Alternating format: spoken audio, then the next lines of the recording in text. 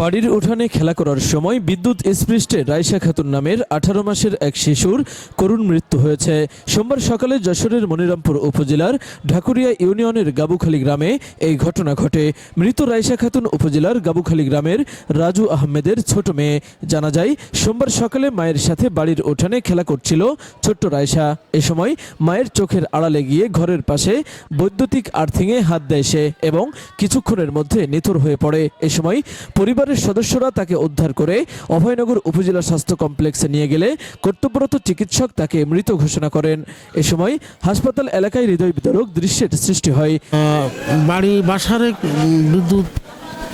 বিদ্যুতের আর্থিং বানানো আছে, আর্থিং থেকে তার নাকি আর কি ধরছে। আমরা ওটা দেখিনি, এখন যেটা শুনছি আর কি, আর ওই বিদ্যুৎ স্পর্শে আর কি মারা গেছে। এটাই এরপরে আর কি প্রাথমিক কায়দায় তারা নিয়ে এসে চিকিৎসা করছে, কিন্তু সেটাই ফলাফল ভালো হয়নি। না হলে বলছে তারা যে উপজেলা স্বাস্থ্য কমপ্লেক্সে নিয়ে আসতে। এখন এখানে আনছে তখন ডাক্তার দেখে তারা মৃত্যু ঘোষণা করে।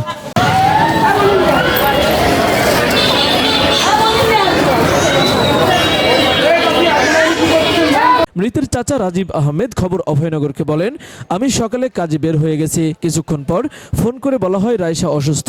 এরপর হাসপাতালে এসে দেখি আমার ভাইজি মারা গেছে। ভাই কাজে গেছিলাম, কিছু জানি না ভাই।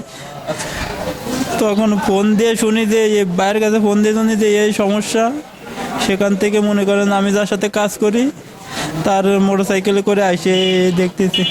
আপনি কি বিল্ডিং ডিজাইনের জন্য নকশা পিলার, জানালা পিলার, ব্যালকনি পিলার ও ছাদের কার্নিশ খুঁজছেন? তাহলে এখনই চলে আসুন শেখ কনস্ট্রাকশন অ্যান্ড স্যানিটারিতে। এখানে ছাদ ও সিঁড়ির নলচা, ফুলের টব সহ বিল্ডিং ডিজাইনের যাবতীয় পণ্য বিক্রয় করা হয়। বইকারা মালাকের চাতাল সংলগ্ন নওপাড়া, অভয়নগর, যশোর। সাউন্ডের কাজ করে, গাবুখালী বাজার।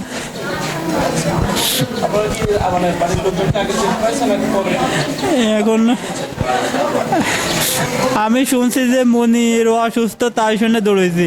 এ ব্যাপারে জানতে চাইলে অভয়নগর উপজেলা স্বাস্থ্য কমপ্লেক্সের মেডিকেল অফিসার ডাক্তার শোভন বিশ্বাস জানান, সকালে মৃত অবস্থায় রাইসা খাতুন নামের এক শিশুকে হাসপাতালে আনা হয়েছে। তার ডান হাতে ক্ষত চিহ্ন রয়েছে। শরীরের আলামত দেখে ও পরিবারের কাছ থেকে জেনেছি সে বিদ্যুৎ স্পৃষ্টে মৃত্যুবরণ করেছে।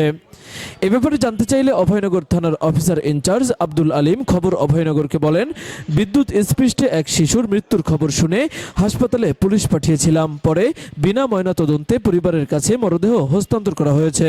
মনিরামপুর থানায় অপমৃত্যু মামলা দায়ের করা হয়েছে। তাওহিদ হাসান, খবর অভয়নগর।